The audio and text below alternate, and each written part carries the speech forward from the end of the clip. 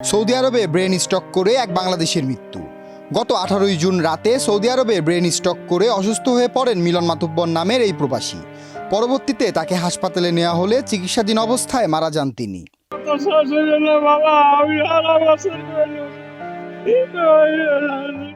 গত 23 জুন দুপুরে সৌদি থেকে তার পরিবারের কাছে মৃত্যুর খবর জানানো হয়। এই খবর জানাজানি হলে পরিবারের স্বজনদের মাঝে শোকের ছায়া নেমে আসে। প্রবাসে আর্থিকভাবে স্বাবলম্বী হতে পারেনি মিলন। প্রায় 20 লাখ টাকার দেনা রয়েছে নিজ এলাকায়। মিলনের পরিবারে রয়েছে 3 সন্তান, স্ত্রী, বৃদ্ধ মা বাবা সহ 6 জন। তাদের চাওয়া একটাই, সরকারি সহযোগিতা ও মিলনের লাশটি সরকারি খরচে দেশে আনা।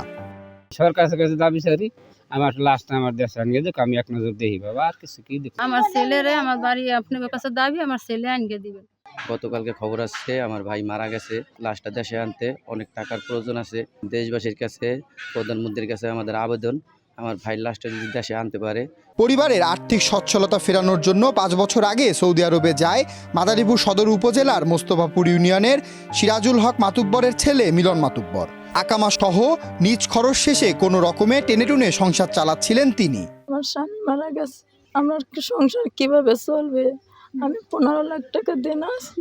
আমি সবাই জনগণ সরকারের থেকে চাই আমার জন্য সহযোগিতা করে।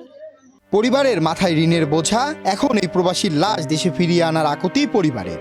মিলন মাতুব্বরের ছেলের আকুতি, সাইকেল চাই না, বাবার লাশ শেষবারের মতো দেখতে চাই। সাইকেল চাইছিলাম, আমার বাবা নেই, আমি কার কাছে আমার আব্বার বেরোত চাই, সরকারের কাছে সাহায্য চাই। লাশ দেশে ফিরিয়ে আনার বিষয়ে উদ্যোগ গ্রহণ করার কথা জানান জেলা প্রশাসন। আবেদন করলে আমরা ঊর্ধ্বতন অথরিটির সাথে আলাপ আলোচনা সাপেক্ষে ওনার মৃতদেহ আমরা এখানে আনার জন্য আমাদের পক্ষ থেকে উদ্যোগ থাকবে। একই সাথে ওনারা যদি অন্য কোনো রকমের সহযোগিতা চায় আমাদের কাছ থেকে, আমরা আমাদের অফিস থেকে এবং সরকারের পক্ষ থেকে যা যা ধরনের সহযোগিতা দেওয়ার প্রয়োজন সবকিছু আমরা। শেষবারের মতো ছেলের লাশটি দেখতে সকলের কাছে আকুতি জানান মিলনের বাবা মা। দেশ রূপান্তর, নিউজ ডেস্ক।